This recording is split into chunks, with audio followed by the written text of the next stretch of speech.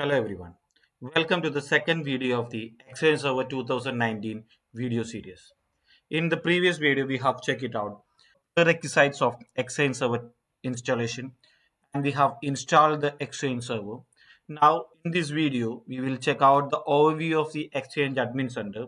We will create a user mailbox, and in the coming videos, we will be learning how to do the URL binding, how to do the database creation, how to add a server to the DAG, how to remove the server from the DAG, how to create the database replications. So all these we will be learning in the coming videos. So this video is mainly for we are giving I will be giving an overview of the Exchange Admin Center, and we'll be creating a user mailbox.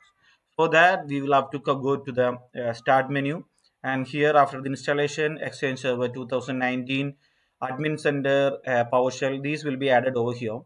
So for the admin center, you'll have to click on the Exchange Admin Center. So once if you click on that, it will be asking for you for the username and password. Give your username and password, you will land on this page. So the first thing, in the if in the left hand side you can see all the main menus, where the first thing is recipient.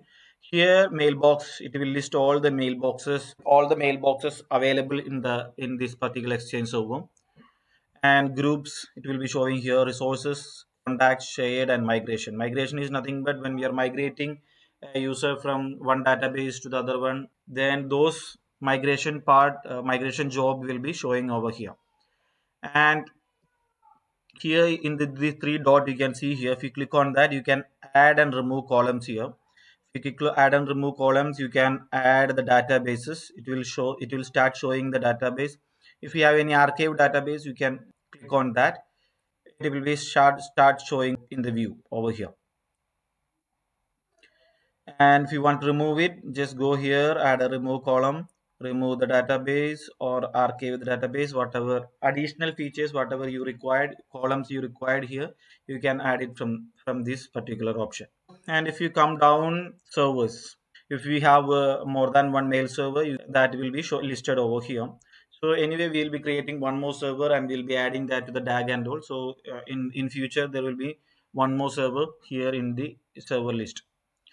Databases, presently this is the default database. We have not created any database as of now. In the as it's showing here, in the future videos we will be learning how to create the database availability groups, which is nothing but DAG that we have not created.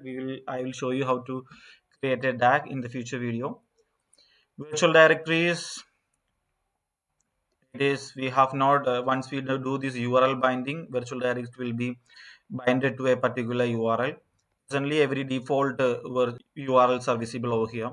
Certificate are listed here. Here we have not added any. These are by default certificate. We have not included an external SSL certificate here. So this is the overview of the Exchange admin portal.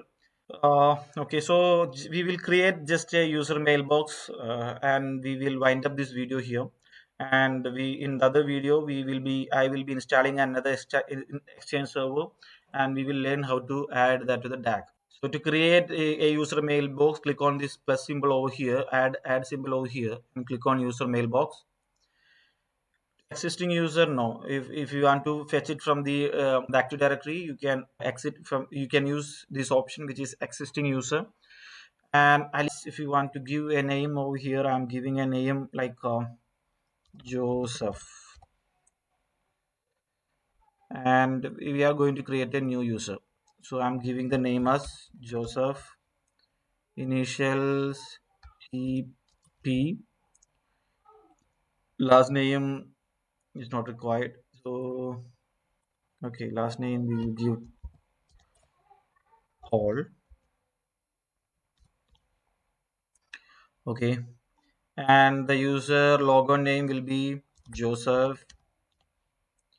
Password, I'm giving a strong password here. Okay, and confirming the password. Require password change in next logon, not required. We can select the organization unit to which it should be logged. So I'm just selecting users. Okay, more options, Mailbox database, if you want to select the particular mailbox database, we can select it over here.